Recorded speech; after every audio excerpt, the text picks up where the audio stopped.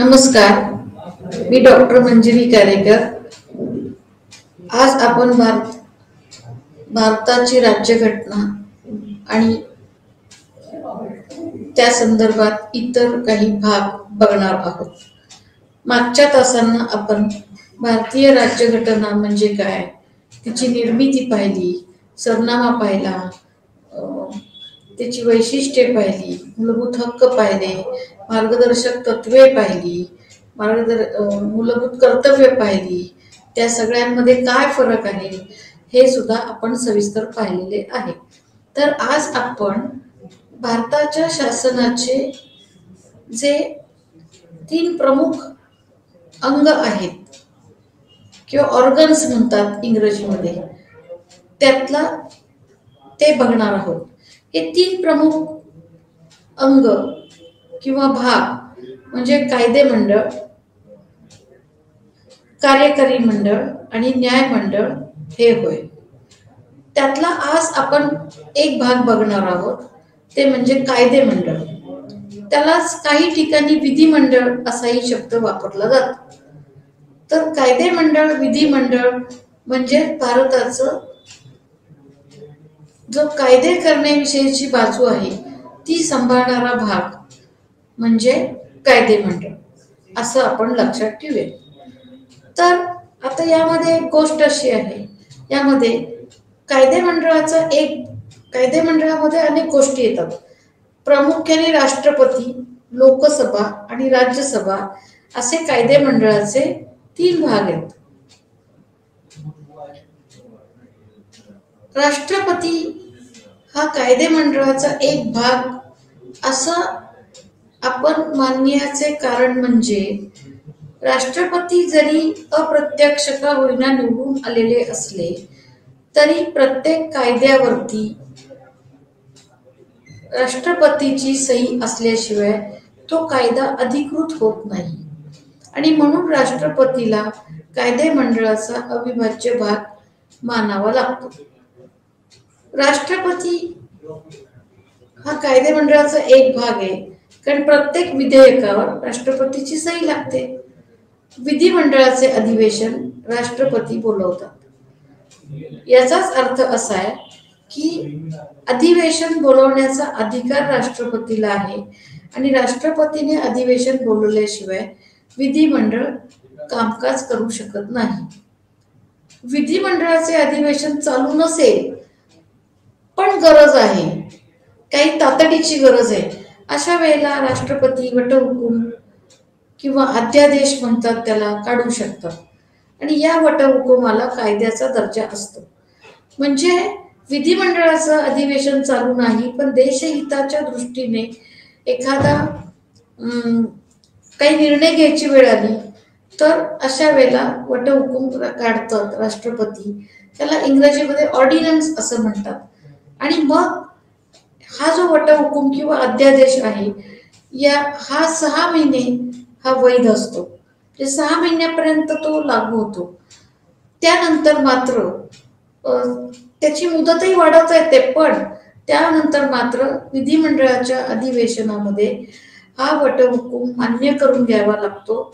तो मान्य झाला तर वटहुकुमाचे रूपांतर कायद्यात होते, अन्यथा तो वटहुकूम रद्दबातल होतो।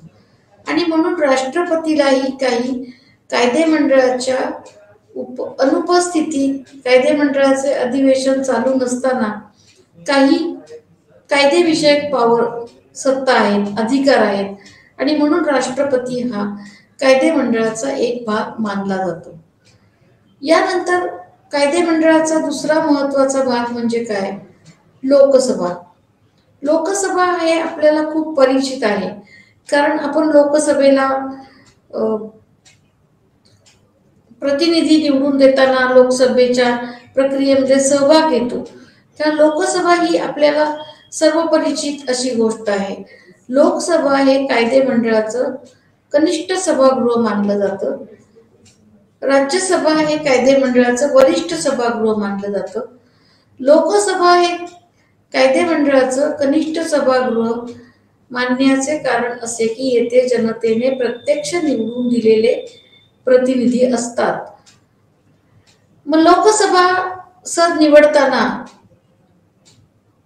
आपण परिचित असो, निवडणुकीचा प्रचार कसा केला जातो, मतदान कसं केलं जातं, या सर्व गोष्टी आपल्या आपल्या परिचयाच्या आहेत. नंतर सर्व पक्षांचे जाहीरनामे काढले जातात. आम्ही कोणती कामे करू सत्तेवर आल्यावर, अशी आश्वासनं दिली जातात. अशा अर्थाने आपल्याला लोकसभा परिचित आहे. मग लोकसभेमध्ये एकूण सभासद किती असतात? तर लोकसभेमध्ये एकूण सभासद 530 अधिक 20 अधिक 2 असे असतात. म्हणजे जास्तीत जास्त 552 सभासद लोकसभेमध्ये असतात. ते कसे काय, अशी कशी काय फोड केली ही? तर 530 सभासद प्रत्यक्ष निवडून आलेले असतात.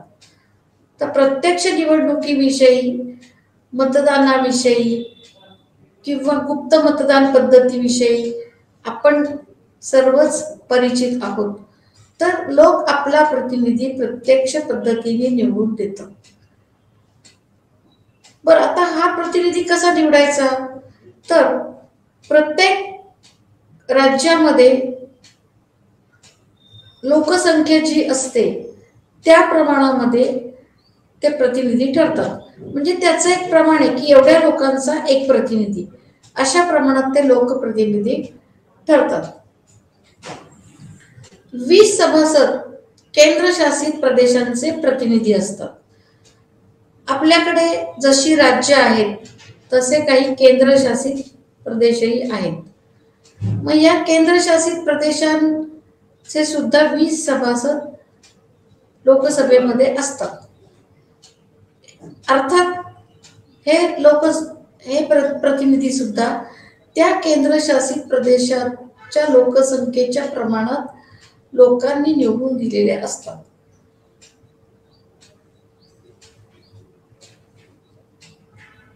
या व्यतिरिक्त जर राष्ट्रपतींना असं वाटलं की अँग्लो इंडियन जमातीचं योग्य पद्धतीने प्रतिनिधित्व झालेलं नाही या 550 मध्ये, तर 2 सभासद राष्ट्रपती अँग्लो इंडियन जमातीचे प्रतिनिधी म्हणून नेमू शकतात. असं करण्याचं कारण म्हणजे लोकसभा हे लोकांच्या इच्छेचं प्रतिबिंब आहे आणि त्यामध्ये सगळ्यांनाच प्रतिनिधित्व मिळालं पाहिजे असं घटनाकारांना वाटतं. आणि म्हणून इथे लोकसंख्येच्या प्रमाणामध्ये लोकसभेमध्ये राज्यांचे, केंद्रशासित प्रदेशांचे प्रतिनिधी पाठवले जातात. 18 वर्ष वय पूर्ण झालेले नागरिक हे प्रतिनिधी निवडतात. पूर्वी 21 वर्ष झाल्याशिवाय मतदानाचा अधिकार नव्हता, पण आता 18 वर्ष पूर्ण झाले की मतदानाचा अधिकार येतो. मग लोकसभेची निवडणूक लढवण्यासाठी काय पात्रता असेल? तर लोकसभेची निवडणूक लढवण्यासाठी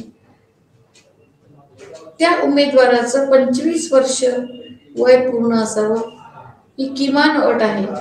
याशिवाय कायद्याने विहित केलेली पात्रता सभासदांचा कार्यकाल 5 वर्ष असतो. म्हणजे या सर्व अटीत बसवूनच लोकसभेची निवडणूक लढवता येते, हे महत्वाचं आहे. आणि 25 वयाची अट म्हणजे अशी घटनाकारांची अपेक्षा आहे की तरुण पिढीने सुद्धा थोडस सक्रियपणे राजकारणात भाग घ्यावा, असा त्याचा अर्थ आहे. याचा पुढचा भाग आपण आता असं बघूयात. काय पुढचा भाग? राज्यसभा. राज्यसभा हे वरिष्ठ सभागृह असतं, आपण बघितलंय. यामध्ये राज्यांचे प्रतिनिधी असतात. लक्षात येत आहे? लोकसंख्येच्या प्रमाणात हे प्रतिनिधी असतात आणि यांची निवडणूक मात्र लोक प्रत्यक्ष करत नाहीत, तर अप्रत्यक्ष पद्धतीने यांची निवडणूक होते. याची एकूण सभासद संख्या 250 आहेत.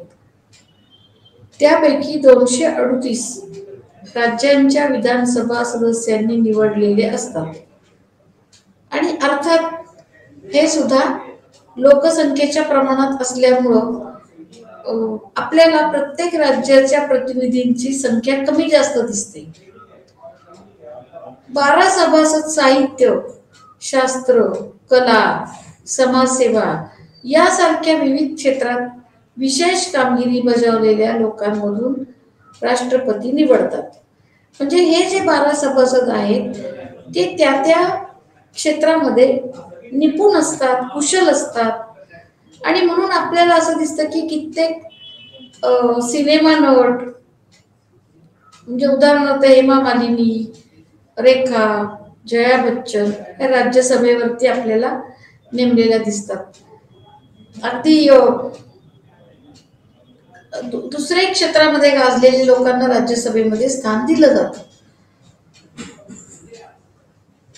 राज्याचे प्रतिनिधी समान नाहीत, आपण थोड्या वेळापूर्वी पाहिलं. म्हणजे नागालँड जे आहे छोटंसं राज्य आहे म्हणून त्याचा एकच प्रतिनिधी राज्यसभेत आहे. तर उत्तर प्रदेशचे राज्य फार मोठं असल्यामुळं 34 प्रतिनिधी आहेत. म्हणजे इथं थोडंसं असमतोल झालेलं आहे असं आपल्याला दिसतं प्रतिनिधित्वाच्या बाबतीमध्ये. म्हणजे एका राज्याचा एकच प्रतिनिधी तर मोठ्या राज्याचे जास्त प्रतिनिधी, मग त्याच्यामुळे राज्यसभेवरती सर्व वर्चस्व जी राज्ये मोठी मोठी आहेत त्यांचं दिसतं असं आपल्याला म्हणावं लागेल. मग राज्यसभेचे सभासद एकदा निवडून आले की त्यांना 6 वर्षाचा कालखंड मिळतो. राज्यसभेचे सभासद 2 वर्षांनी 1/3 प्रतिनिधी निवृत्त होऊन त्या जागी नवीन प्रतिनिधी निवडले जातात. याचाच अर्थ सर्व प्रतिनिधी एकाच वेळी निवृत्त होत नाहीत, तर 1/3 प्रमाणात ते निवृत्त होतात. म्हणजेच राज्यसभा संपूर्णपणे कधीच बरखास्त होत नाही. अशा अर्थाने राज्यसभा हे स्थायी सभागृह आहे असं म्हणलं जातं. म्हणजे त्याला इंग्लिशमध्ये परमनंट चेंबर असं म्हणतात. लोकसभा मात्र एका वेळी सगळी संपूर्ण बरखास्त होऊ शकते किंवा लोकसभेचा कार्यकाल पूर्वी मध्ये दिसतात. आणि लोकसभा कनिष्ठ सभागृह आहे तर राज्यसभा वरिष्ठ सभागृह आहे असं म्हणलं जातं. यानंतर आपण याच्या पुढे थोडंसं जाऊयात. राज्यसभेला काही विशेष अधिकार आहेत. म्हणजे आपल्याला असं आढळतं की लोकसभेचे प्रतिनिधींची संख्या पण जास्त आहे. लोकसभा लोकांनी प्रत्यक्ष निवडून दिलेलं सभागृह आहे. मग राज्यसभेचं स्थान दुय्यम आहे. पण प्रत्यक्षामध्ये राज्यसभेचं स्थान दुय्यम असलं तरीही राज्यसभेला काही विशेष अधिकार प्राप्त झालेले आहेत आणि ते घटनेद्वारे झालेले आहेत. म्हणून काही बाबतीत तिला आपल्याला असं म्हणता येईल की हे अधिकार आपल्याला विशेष कुठले ते पाहिलं पाहिजे. एक म्हणजे राज्यसूचीतील एखाद्या विषयावर राष्ट्रीय हिताच्या दृष्टीने कायदा करावा असे वाटले तर राज्यसभा 2/3 मताने ठराव मंजूर करून संसदेला शिफारस करू शकते. हा कायदा 1 वर्षासाठी अस्तित्वात असतो. म्हणजे आता याचा अर्थ असा आहे की एखाद्या महत्वाच्या विषयावर कायदा करावा वाटला राज्यसभेला तर आधी ठराव मांडावा लागतो आणि त्या ठरावात जर तो कायदा केला पाहिजे असं ठरलं तर संसदेला तो कायदा शिफारस करू शकतो. दुसरा महत्वाचा अधिकार म्हणजे अखिल भारतीय सनदी सेवा निर्माण करायची असेल तर तशी शिफारस राज्यसभा करू शकते. म्हणजे आपल्याकडे अनेक अखिल भारतीय सनदी सेवा आहेत. त्यातली काही उदाहरणं तुम्हाला माहिती असतील. IAS, IPS, IFS अशा अनेक अखिल भारतीय सनदी सेवा आहेत. या प्रकारची एखादी सेवा करायची असेल निर्माण तर राज्यसभा तसे शिफारस करू शकते आणि असा ठराव सुद्धा 2/3 बहुमताने मान्य व्हावा लागतो. हा एक अधिकार आहे. आणि तिसरा महत्वाचा अधिकार म्हणजे उपराष्ट्रपतींच्या बडतर्फीची शिफारस राज्यसभा करू शकतो. म्हणजे उपराष्ट्रपतींचं काम जर ॲज पर रूल नियमानुसार चालत नसेल, घटनात्मक तरतुदींनुसार चालत नसेल, तर उपराष्ट्रपतींना पदावरून दूर करावे अशी शिफारस राज्यसभा करू शकते. आणि जर तसं झालं, तो ठराव पास झाला, तर उपराष्ट्रपतींना पदावरून दूर केले जाऊ शकते. पण एक असं आहे की आतापर्यंत अशा पद्धतीने कुठल्याही उपराष्ट्रपतींना बडतर्फ केलेलं नाही किंवा तसा प्रसंग आलेला नाहीये. पण अशी तरतूद यामध्ये आहे. आता आपल्या लक्षात येईल की हे कायदे मंडळ किंवा विधिमंडळाचे काही पदाधिकारी असतात. या पदाधिकाऱ्यांना विशिष्ट कामं असतात आणि ती कामं त्यांना सांभाळावी लागतात. हे पदाधिकारी कुठले? तर लोकसभेला सभापती असतो आणि राज्यसभेला अध्यक्ष असतो. लोकसभेचा सभापती कसा निवडला जातो ते आपण आता पाहू. लोकसभेचे सदस्य आपल्यापैकी एकाची सभापती म्हणून निवड करतात. तो मुदतपूर्व राजीनामा देऊ शकतो किंवा लोकसभा बहुमताने ठराव मंजूर करून त्याला काढू शकते. सभापती तटस्थपणे काम बघतो. म्हणजे लोकसभेमध्ये जे प्रतिनिधी निवडून आले त्यातल्याच एकाची सभापती म्हणून लोकसभा निवड करू शकते. आणि त्या सभापतीला हा ऑप्शन आहे की एकतर तो मुदतपूर्व राजीनामा देऊ शकतो किंवा लोकसभा बहुमताने ठराव करून त्याला काढू शकते. आता याच्यामध्ये गंमत अशी आहे की लोकसभेचा सभापती हा जरी त्या लोकसभेचा एक सदस्य असला तरी त्याची कुठल्याही पक्षाशी बांधिलकी नसते. तो तटस्थपणे काम करतो आणि तसंच अपेक्षित आहे. तो सदस्यांचे अधिकार जतन करतो. सभापतीचा निर्णय अंतिम असतो. सदस्यांचे अधिकार तो जतन करतो. म्हणजे एखाद्या सदस्याला अपमानास्पद वागणूक मिळत असेल तर हे सभापतीचं काम आहे की त्याचा अधिकार जतन करणे. सभापतीचा निर्णय अंतिम असतो.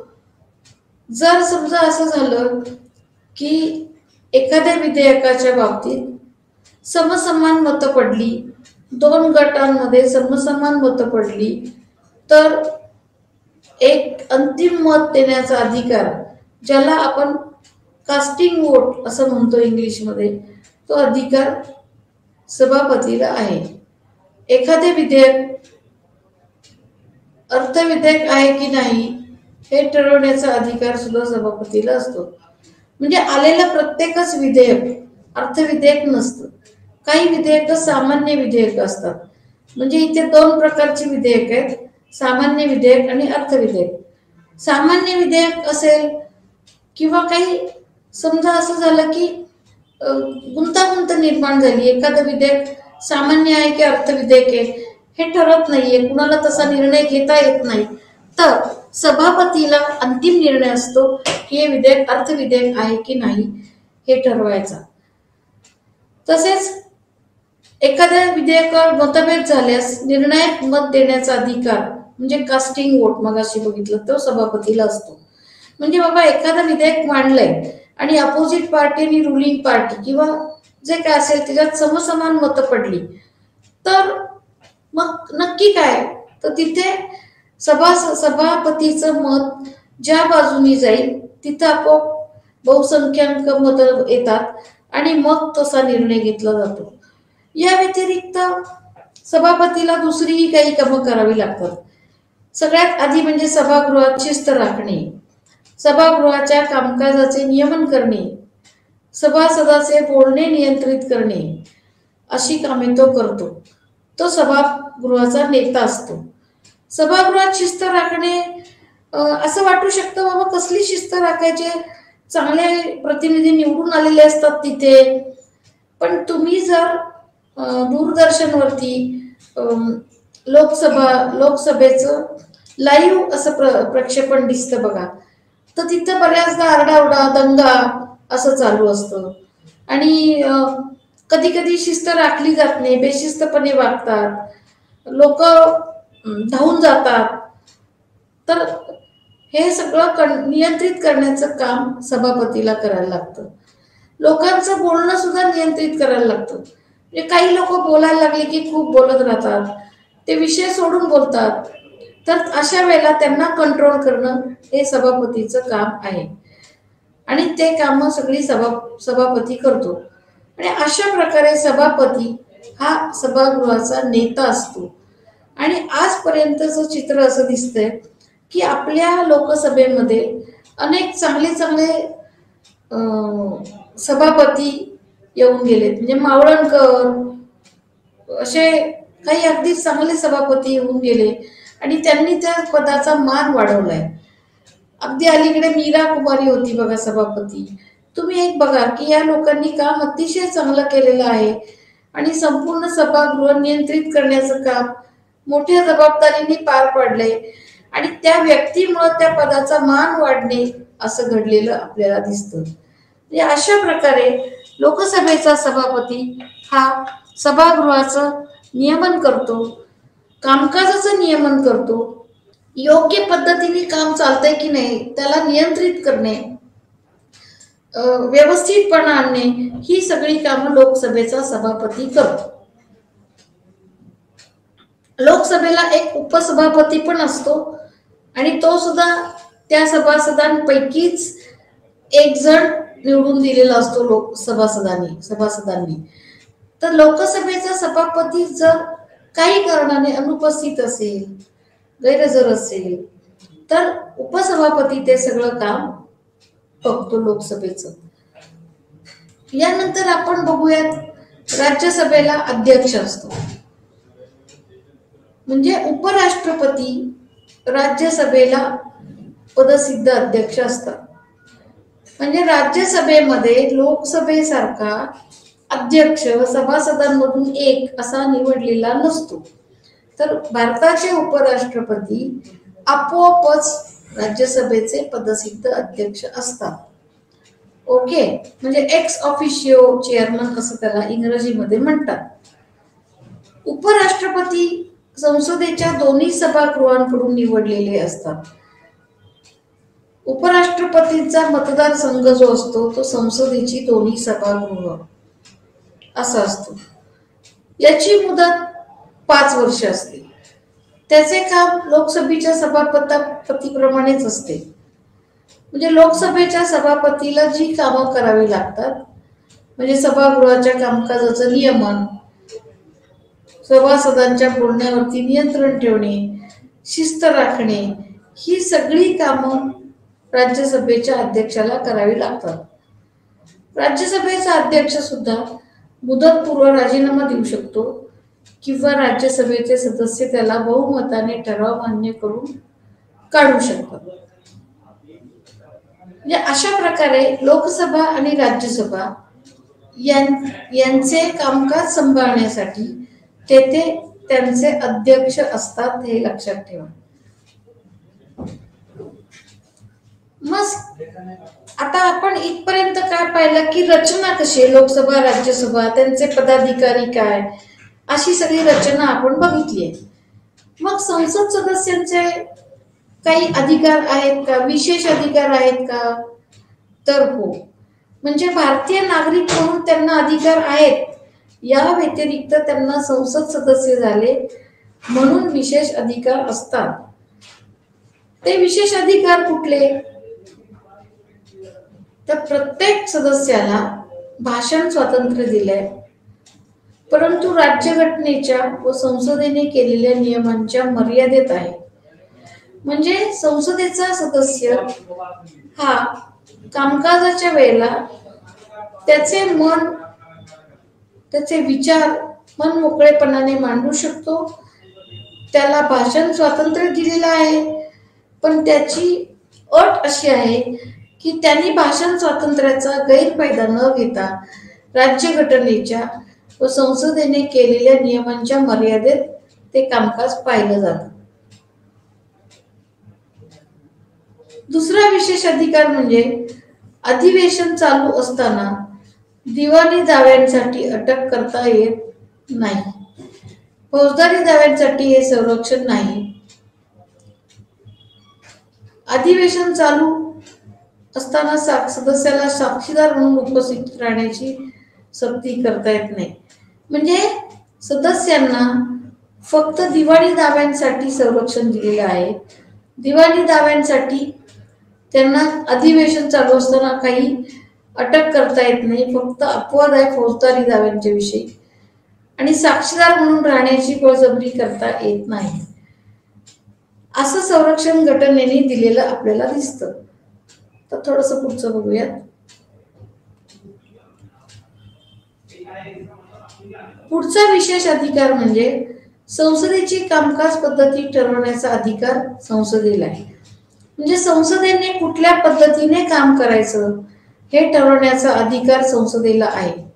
निवडणुकीच्या संदर्भात वादग्रस्त प्रश्न किंवा सदस्यांच्या पात्रतेचा प्रश्न याविषयी निर्णय देण्याचा अधिकार संसदेला आहे.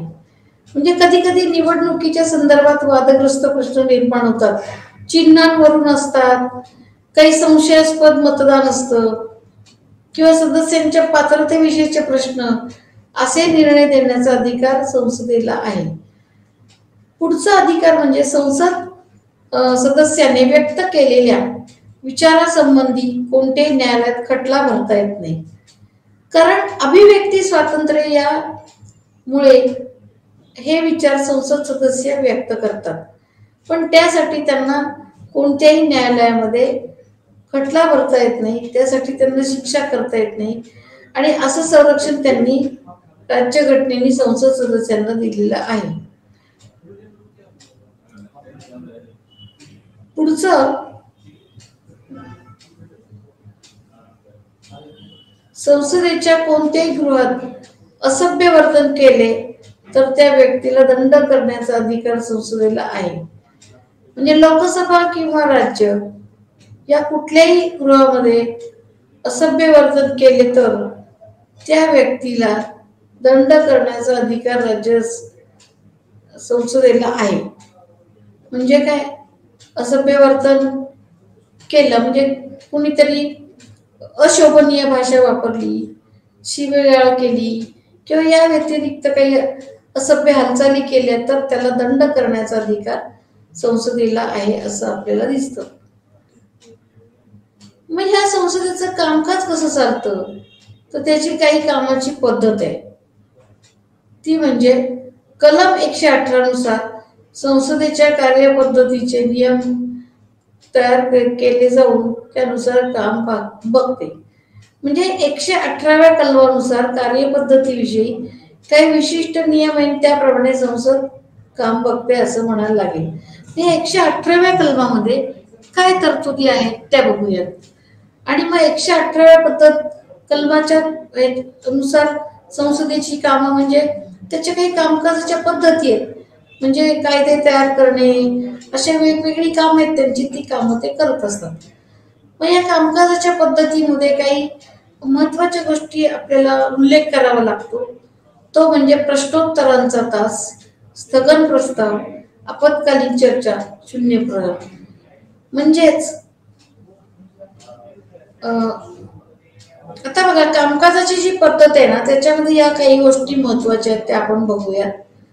प्रश्नोत्तरांचा तास हे खूप महत्वाचा तास आहे, कारण या काळामध्ये विविध प्रकारचे प्रश्न विचारायला भाग पाडले जातात किंवा त्याच्यावरती विचार करावा लागतो. म्हणजे 11 ते 12 हा प्रश्नोत्तरांसाठी राखीव असतो. म्हणजे एक बघा, 11 ते 12 ही 1 तासाची वेळ प्रश्नोत्तरांसाठी राखीव असते. 2 प्रकारचे प्रश्न असतात, तारांकित व अतारांकित.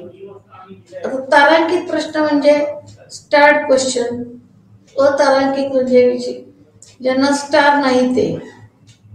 आता हे 2 प्रकारचे प्रश्न जे आहेत त्याच्यामध्ये अतारांकित प्रश्न जे आहेत की ज्याच्यामध्ये विशेष महत्वाचे येत नाहीत किंवा उशिरा उत्तर दिली तरी चालेल अशा टाईपची प्रश्न, याची उत्तरं मात्र सभागृहामध्ये त्वरित दिली जातात, कारण याच्यामध्ये फार अभ्यास करण्याची गरज असते.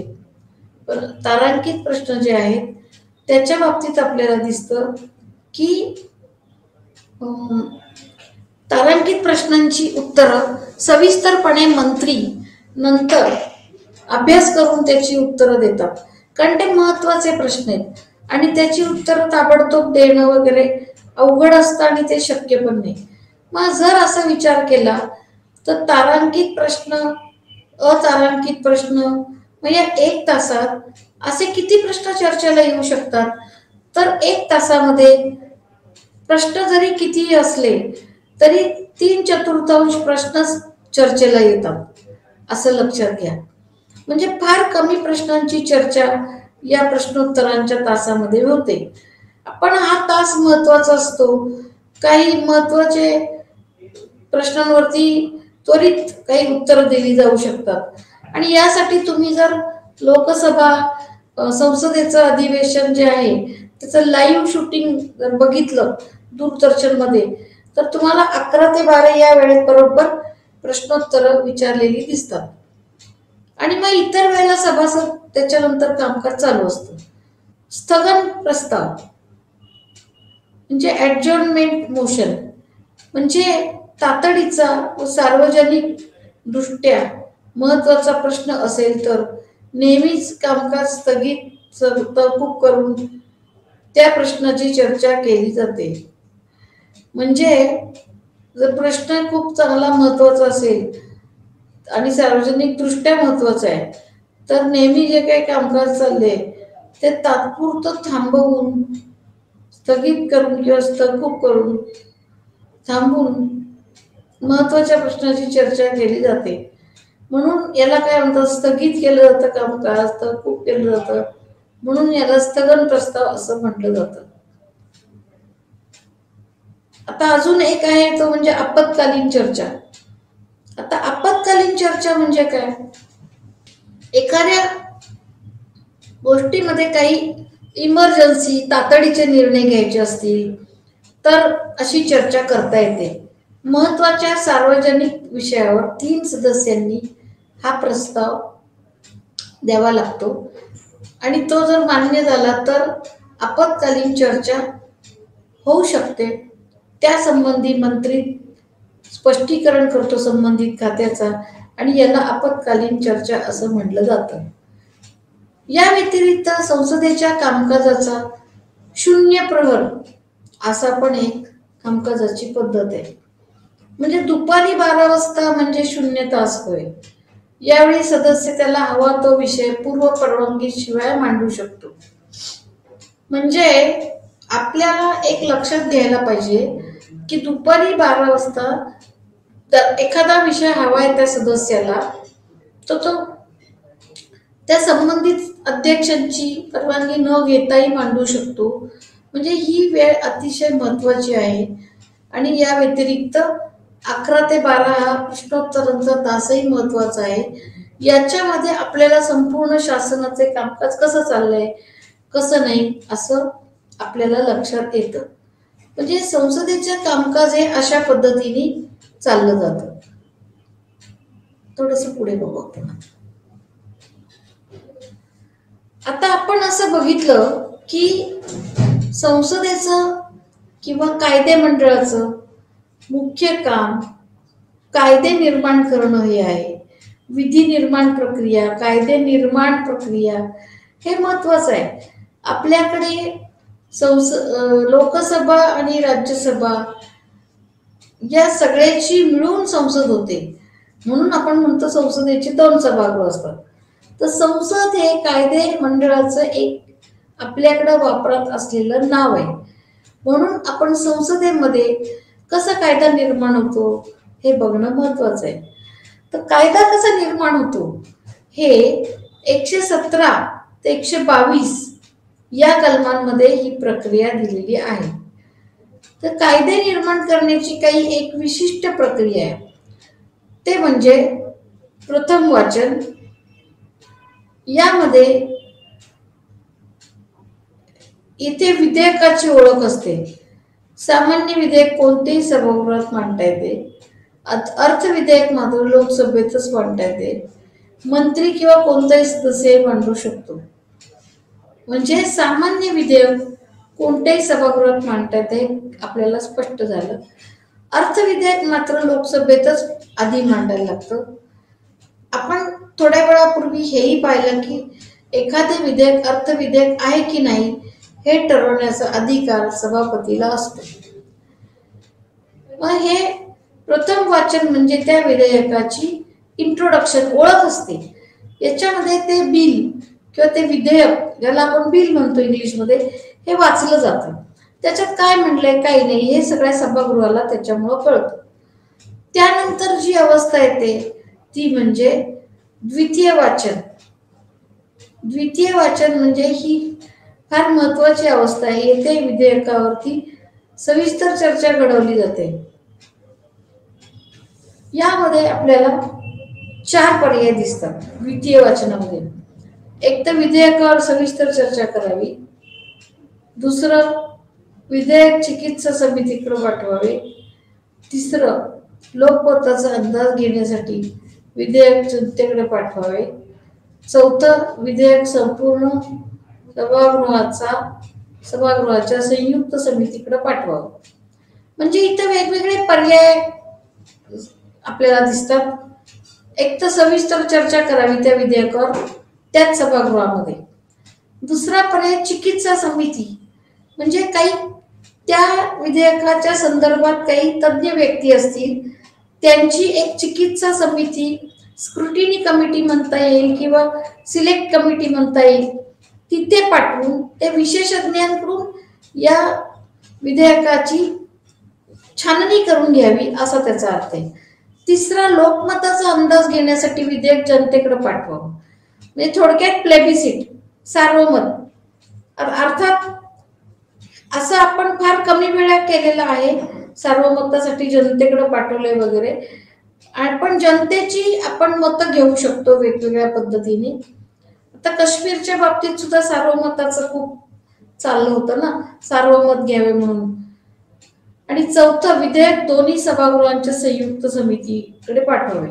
म्हणजे जर असं वाटलं की कुठल्याही एका सभागृहाची समिती पुरेशी नाहीये तर दोन्ही सभागृहांची मिळून एक संयुक्त समिती करता येते आणि ज्याच्यामध्ये दोन्ही सभागृहांचे प्रतिनिधी असतील आणि त्या समितीकडे हे विधेयक पाठवता येतं, असं लक्षात घ्या तुम्ही. म्हणजे इथं 4 पर्याय, त्यातला एक पर्याय निवडावा लागतो. बऱ्याचदा विधेयकावर सविस्तर चर्चा तिथे केली जाते, बऱ्याचपैकी.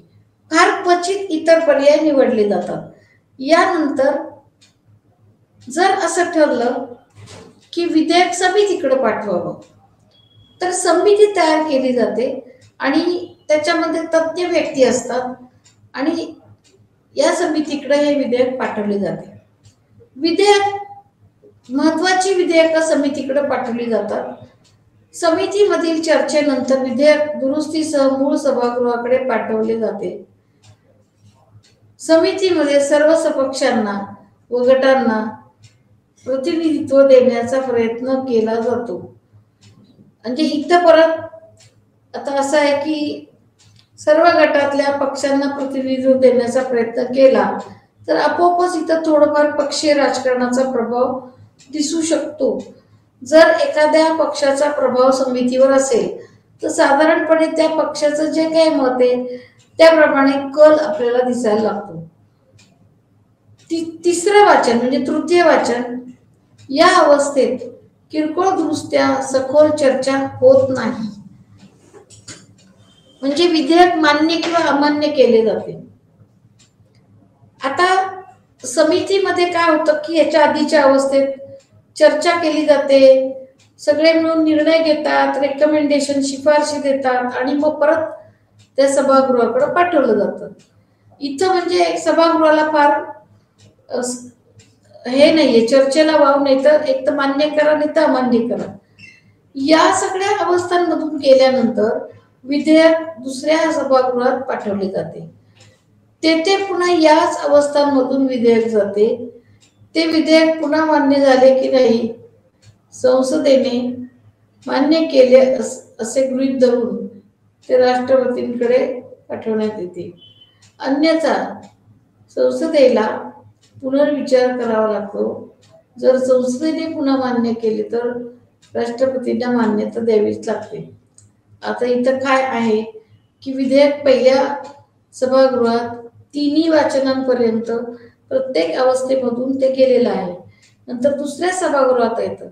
इथेही परत ती पहिलं वाचन, दुसरं वाचन, समिती अवस्था गरज असेल तर परत तिसरं वाचन असं होऊन पुन्हा मान्य झालं तर ते संसदेने म्हणजे दोन्ही सभागृहांनी मान्य केलं असं गृहीत धरून राष्ट्रपतींकडे पाठवलं जातं. राष्ट्रपतींनी मान्यता दिली तर काहीच प्रश्न निर्माण होत नाही, विधेयक सरळ सरळ कायद्यामध्ये रूपांतर होतं. नाहीतर संसदेला पुनर्विचार करावा लागतो. जर संसदेने पुन्हा मान्य केले तर राष्ट्रपतींना म्हणजे दुसऱ्यांदा राष्ट्रपती ते विधेयक नाकारू शकत नाही, ते विधेयक मान्य करायलाच लागतं. अशा प्रकारे संसदेमध्ये विधेयक कायदे निर्मितीची प्रक्रिया चालते असं आपल्याला दिसतं.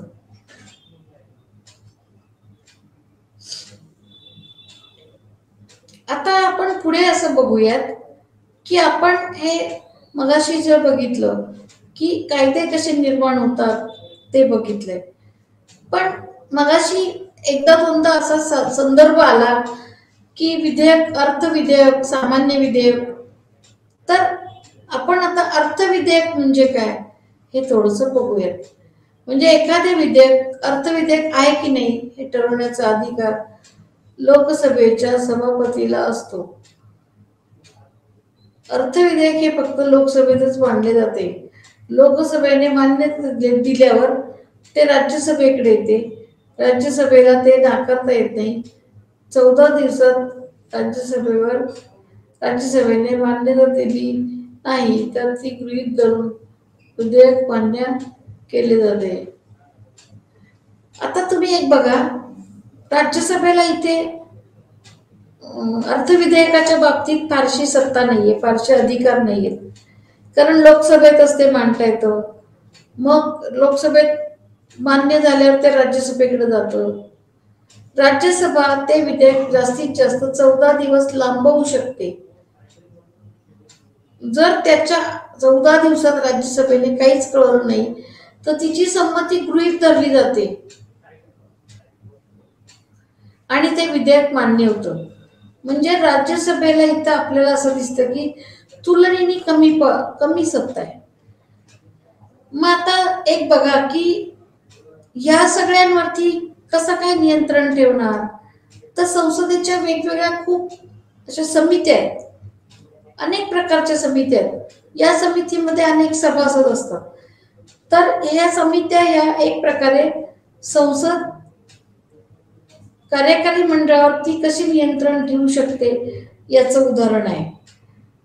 म्हणजे याच्यात प्रमुख म्हणजे आर्थिक बाबतीमध्ये अंदाज समिती व लोकलेखा समिती या दोन प्रमुख समित्या आहेत.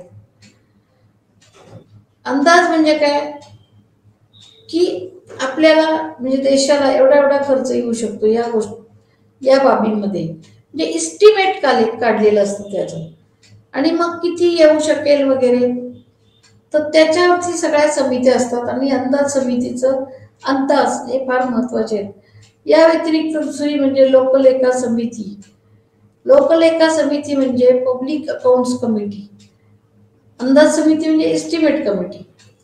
आता एक बघा, लोकलेखा समिती जी आहे, पब्लिक अकाउंट्स कमिटी, ही सुद्धा जो काही हिशोब झालाय त्याचा ताळेबंद पडताळून बघते. म्हणजे योग्य पद्धतीने हिशोब झालाय की नाही, इन्कम आणि एक्सपेंडिचर जमतात की नाही, असे अनेक प्रकारे इथं हे बघितलं जातं. म्हणजेच थोडक्यात या समित्यांमार्फत संसद कार्यकारी मंडळांवरती नियंत्रण ठेवू शकते. म्हणजे संसदेचा कार्यकारी मंडळावरती पावर, सत्ता गाजवण्याचा समित्या हा एक माध्यम आहे. संसदेच्या अशा अनेक समित्या आहेत. या सर्व समित्यांद्वारे संसद काम करत असते. म्हणजेच याचा अर्थ असा आहे की संसद कार्यकारी मंडळावरती कुठेतरी अधिकार दाखवत असते, असं लक्षात घ्या.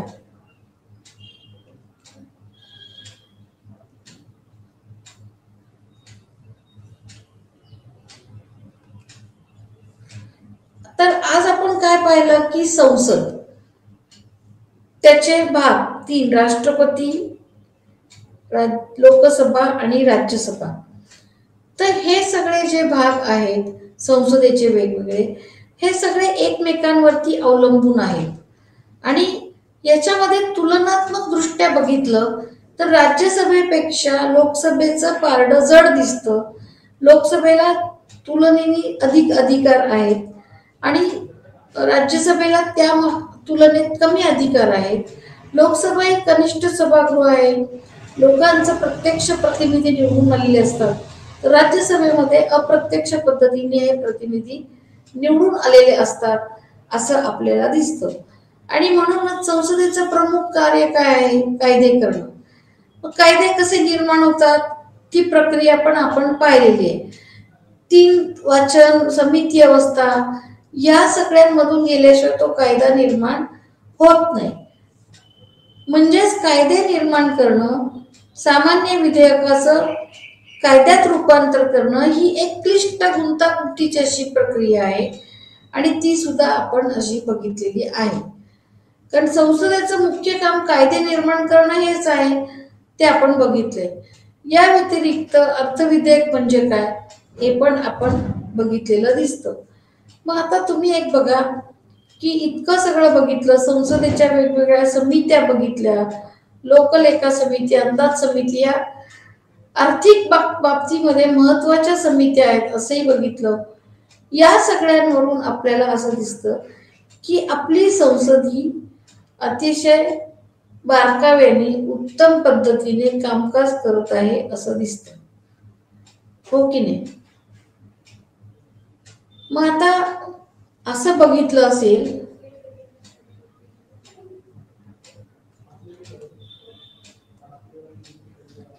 तर याचा एक पुढचा छोटासा भाग असा आहे की संसदेचं जे प्रतिबिंब आहे ते आपल्याला राज्यातही दिसतं. कारण आपल्याला काय दिसतं की प्रत्येक राज्यामध्ये राज्य विधिमंडळे आहेत, म्हणजे राज्याची कायदे मंडळं आहेत. आपली राज्यघटना संपूर्ण भारतासाठी एक असली तरीही राज्य विधिमंडळे आहेत. आणि राज्य विधिमंडळ म्हणजे जी काही राज्यसूची आहे, राज्यसूचीत राज्य कुठल्या विषयावर कायदे करू शकतं याची एक यादी दिलेली आहे.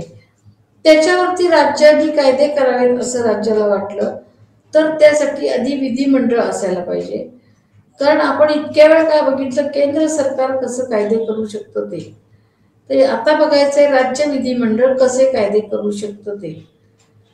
कारण राज्य विधिमंडळाला राज्यसूची आणि समवर्ती सूची या 2 सूचीतील विषयांवरती कायदे करण्याचा अधिकार आहे. केंद्र सूचीतील विषयांवरती कायदे करण्याचा अधिकार केंद्रालाच आहे, पण राज्यालाही काही अधिकार दिलेत, मग ते पण आपल्याला पाहायला पाहिजे. आता राज्य विधिमंडळामध्ये असं लक्षात घ्या किती भाग आहेत एकंदर. जसं केंद्रीय पातळीवरती आपल्याला असं दिसतं की राष्ट्रपती, लोकसभा, राज्यसभा असं मिळून संसद तयार होते, कायदे मंडळ तयार होते. तर राज्य विधिमंडळामध्ये त्याच पद्धतीने कोण कोण असेल? राज्यपाल असतील, विधानसभा, विधान परिषद असं मिळून आपल्याला राज्य विधिमंडळ झालेलं दिसतं. मग आपल्याला अजून एक याच्यातलं वैशिष्ट्य असं सांगता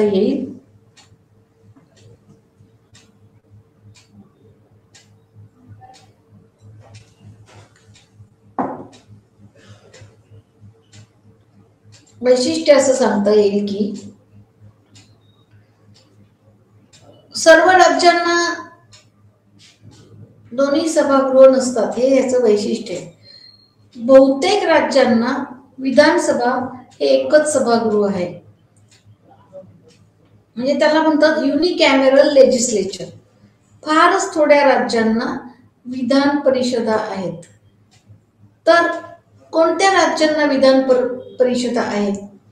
आंध्र प्रदेश, कर्नाटक, तेलंगण, महाराष्ट्र, बिहार आणि उत्तर प्रदेश या राज्यांना विधान परिषदा आहेत. म्हणजे एक आता लक्षात असं येईल की जी राज्य आकाराने थोडी मोठी आहेत त्यांना आपल्याला विधान परिषदा आहेत असं दिसतं. मग आता एक लक्षात घ्या की जसं लोकसभा हे संसदेचं कनिष्ठ सभागृह आहे, त्याचप्रमाणे विधानसभा हे राज्य विधिमंडळाचं कनिष्ठ सभागृह आहे आणि विधान परिषद हे राज्य विधिमंडळाचं वरिष्ठ सभागृह आहे असं म्हटलं जातं. विधानसभेचा कार्यकाल 5 वर्षाचा असतो. लोक यांना प्रत्यक्ष निवडून देतात. लोकसंख्येच्या प्रमाणात हे प्रतिनिधी असतात. म्हणजे प्रत्येक राज्याची लोकसंख्या कमी अधिक असल्यामुळे प्रत्येक राज्याची प्रतिनिधी सुद्धा कमी जास्त असतात विधानसभेमध्ये.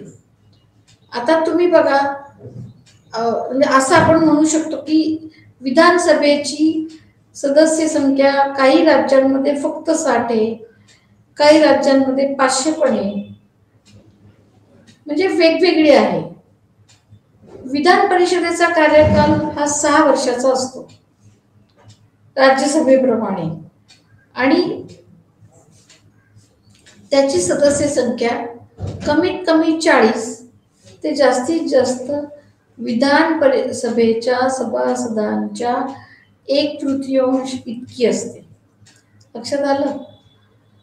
म्हणजे इथे सुद्धा आपल्याला असं दिसतं की विधान परिषदा मुळात 6 राज्यांमध्ये आहेत आणि शिवाय त्यांची सभासद संख्या सुद्धा कमी जास्त आहे. म्हणजे इथं आपल्याला विधान परिषद हे फारच आपल्याला दुर्बल किंवा असं त्याचा जे दर्जा आहे तसं दिसतंय. विधान परिषदेमध्ये 1/6 सभासद राज्यपाल नेमतात. उर्वरित सदस्य पदवीधर शिक्षक विधानसभा सदस्यांकडून निवडले जातात. राज्य विधिमंडळाची विधी निर्माण प्रक्रिया संसदेप्रमाणेच आहे. म्हणजे कायदे निर्मितीची जी प्रक्रिया आहे ती संपूर्ण आपण संसदेमध्ये कायदा निर्मिती प्रक्रिया बघितली तशीच आहे. प्रथम वाचन, द्वितीय वाचन, समिती अवस्था, तृतीय वाचन, अशी या सगळ्या अवस्थेमधून ते विधेयक जात असतं. मग इथे राष्ट्रपतींच्या ऐवजी राज्यपाल असतात आणि राज्यपाल हे राष्ट्रपतींनी नेमलेले असतात. राज्यपाल हे कोणत्याही प्रकारे प्रत्यक्ष अप्रत्यक्ष निवडून आलेले नसतात, ते राज्यपालांनी नेमलेले असतात. आणि मग राज्यपालांची सही झाली की त्याचे कायद्यात रूपांतर होते. पण राज्यपाल आवश्यकता वाटली तर राष्ट्रपतींच्या संमतीसाठी हे विधेयक राखून ठेवू शकतात. राष्ट्रपती हे विधेयक पुन्हा विचारासाठी पाठवू शकतात. 6 महिने याची मुदत असते. जर हे विधेयक पुन्हा मान्य झाले तर ते मान्य करण्याची जबाबदारी राष्ट्रपतींवरती नाही. म्हणजे अशा प्रकारे आपल्या लक्षात येईल की राज्याच्या विधिमंडळाच्या जे कायदे करण्याच्या ज्या सत्ता आहेत त्याला थोड्याशा कुठेतरी आपल्याला मर्यादा दिसतात. कारण राज्यपाल हा राष्ट्रपतींनी केंद्र शासनाच्या वतीने नेमलेला असा एक भाग असतो आणि राज्यपाल हा राष्ट्रपतींची मर्जी असेपर्यंतच राहतो during the pleasure of president. त्यामुळे राष्ट्रपतींच्या मनाविरुद्ध कोणतीही गोष्ट करून त्याला चालत नाही आणि म्हणून राज्यपाल हा राष्ट्रपतींच्या मर्जीत असेपर्यंत राहत असल्यामुळं तो केंद्राच्या वतीनेच नकळत आपल्यावरती पर्यवेक्षण करत असतो. म्हणजे घटक राज्याचा राज्यपाल हा तसा एक कमी सत्ता असलेला व्यक्ती आपल्याला दिसतो आणि म्हणून घटक राज्यातील राज्यपाल जो असतो तो आपल्याला केंद्राचं बाहुलं म्हणून काम करताना दिसतो. म्हणजे जर आता आपण संसद आणि राज्य विधिमंडळ यांची तुलना केली तर संसद ही फारच स्ट्रॉंग, ताकदवान, बलशाली अशी दिसते, तर घटक राज्याचं विधिमंडळ हे त्या तुलनेने कमी बलशाली असं दिसतं. म्हणजे एक लक्षात घ्या आता की संसदेला केंद्र सूचीमधल्या विषयांवरती कायदे करण्याचा अधिकार आहे, त्या व्यतिरिक्त सामायिक सूचीवर मधल्या विषयांवरती कायदे करण्याचा पण अधिकार आहे. राज्य सूचीमध्ये जे विषय आहेत त्याच्यावरती कायदे करण्याचा अधिकार आहे. सामायिक सूचीमध्ये जे विषयावरही कायदे करण्याचा अधिकार आहे. पण सामायिक सूचीतील कायदा राज्यांनी केलेला जर केंद्राच्या कायद्याच्या कुठेतरी विरोधात असेल तर तो आपोआप रद्द होतो. म्हणजे इथं राज्याची कायदे करण्याची जी क्षमता थोडी कमी दिसते. हे महत्वाची गोष्ट लक्षात ठेवा. आणि राज्यसूचीतील कायदा जरी राज्यांनी केला त्या विषयावरती, राज्यसूचीतील विषयावर, तरीही तो केंद्र सरकारच्या मूळ कायद्याच्या कुठेही विरोधात जाता कामा नये असा त्याचा अर्थ आहे. म्हणजे हे सगळं जर लक्षात घेतलं तर आपल्याला एकंदरीतच भारताचं कायदेमंडळ केंद्रीय पातळीवरती ज्याला संसद म्हणून ओळखलं जातं, घटक राज्य पातळीवरती ज्याला राज्य विधिमंडळ म्हणून ओळखलं जातं, अशा पद्धतीने दिसतं. बरं, आता गंमत अशी आहे की या कायदेमंडळावर लोक प्रत्यक्ष अप्रत्यक्षपणे निवडून जातात. आपल्या असं लक्षात येतं की सभापती पदावरती सुद्धा अतिशय निष्णात, कुशल अशा व्यक्तींनी ते सभापती पद भूषवलेले की त्यांनी अगदी तडफदार कामगिरी करून दाखवली. लोकसभेवरती सुद्धा अगदी किती चांगल्या व्यक्ती होऊन गेल्या. पंडित नेहरू, इंदिरा गांधी, खूप चांगल्या, अटल बिहारी वाजपेयी म्हणजे यांनी अतिशय ताकदीने काम केलेलं आहे.